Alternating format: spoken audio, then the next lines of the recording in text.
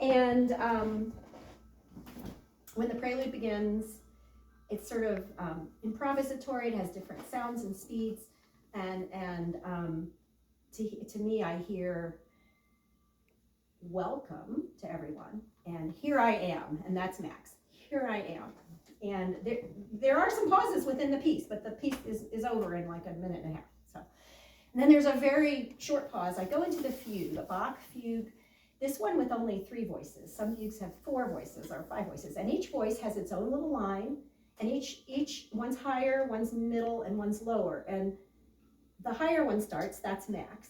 Then the middle one comes in. This is how I'm imagining it. It's his mom saying kind of some of the similar things, right? And then a lower voice comes in. That's my son, Eric.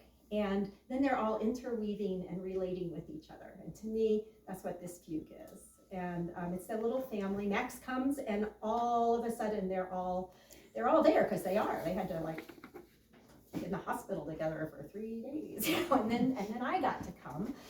So that's the fugue. There'll be a short pause. I'll move into the Mozart, first movement, E flat major, about 6 minutes, 6.5.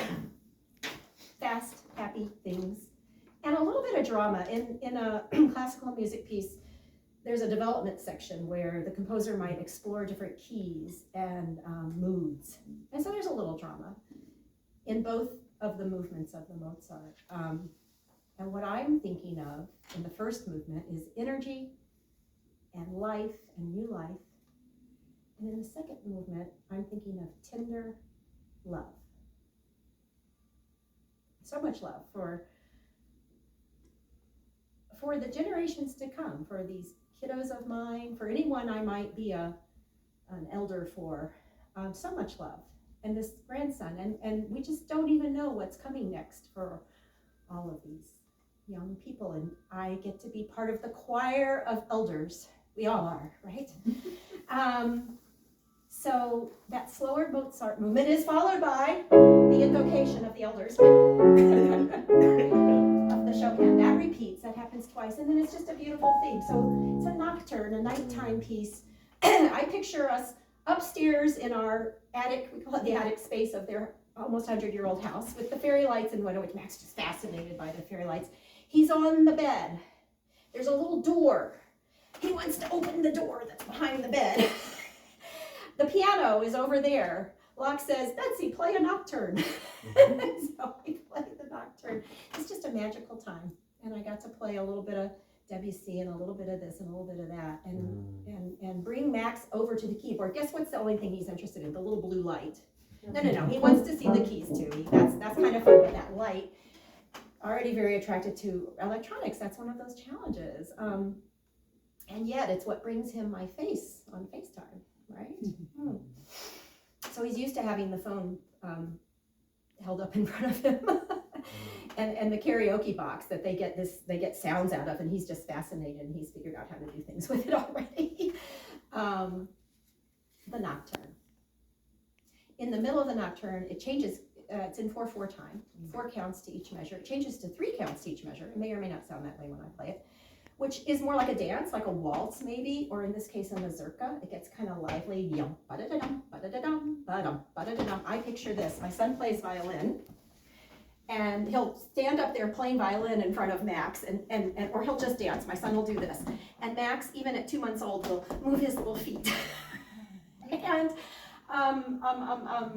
so he moves all the time. And I imagine Max dancing even during the bedtime, nighttime routine, where we're trying to calm down and go to sleep. So the music, the Bach, the Mozart, the Chopin, relatively simple in terms of a simple melody. The Bach is this intertwining thing, and it gets more complex with the Brahms and the Debussy, the second half of the program. There's only a 5-second break. I'll move from the Chopin into the Brahms. I am playing the Brahms. Donna requested it. It's a piece that Farah played beautifully, and was taught by Betty, by my teacher, Mrs. Nolting. And Farah, and one of her students, Farah, played it at the 100-year celebration of life that Betty had passed, and we were honoring her, what would have been her 100 year. It's a beautiful piece, A major intermezzo. I will move into that, and I just remember it's like a prayer. The words that I'm thinking of are, I love you so. I love you so. We are here for you. We don't know what's coming. The Chopin and the Mozart's kind of Max's first year. We're doing that now. We've been doing that. There's so much life ahead for him. We don't know what's coming, and we are here for you. And that's what I'm thinking of when I play the Brahms. And I love to close with Debussy, and it's an arabesque in E major. I learned it when I first came back to piano. So I had studied with Betty through high school. Did other music, was not a piano major in college, but I went back to Schoolcraft College for my piano pedagogy degree when I was 40. And I learned this Debussy piece was one of the first pieces I learned. And I've been able to re-memorize it. It hasn't been on one of my programs yet, so something new tonight. Some of the other pieces you might, if some of you've been here before, you may have heard them before. And it's wonderful to rework them, re-memorize them. I'm playing from memory, trying, doing my best. And what else did I want to say? I wanted to read something in the Debussy. It's a lot of sounds and tonalities, and I'm thinking of just being present, and I'm thinking of bubbles, and Max already loves bubbles. Well, he loves watching the other kids run around, chase buzzards. I'm thinking of smiling, and I had read this a couple years ago. After the COVID break, I had a concert dedicated to my dad's life. My dad passed just a couple months before my 2023 concert.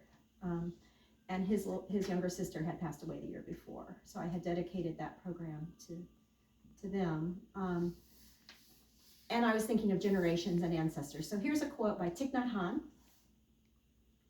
And first, this is by me. I say, I smile as I play. So you might see me smile. You might see me grimace. You might see me just focused. You might see me call out, we're doing the Brahms, like the people last night wished I would have told them which one I'm doing. So I'm going to just play the opening of each. But if you don't know where we are, that's fine. Just enjoy it. So I smile as I play. And from Thich Nhat Hanh, every time we smile, all the generations of our ancestors, our children, and the generations to come, all of whom are within us, smile too. We practice not just for ourselves, but for everyone. And the stream of life continues. Those would be great words. Those are my last words. Locke's going to take care of all the other logistics here. The program will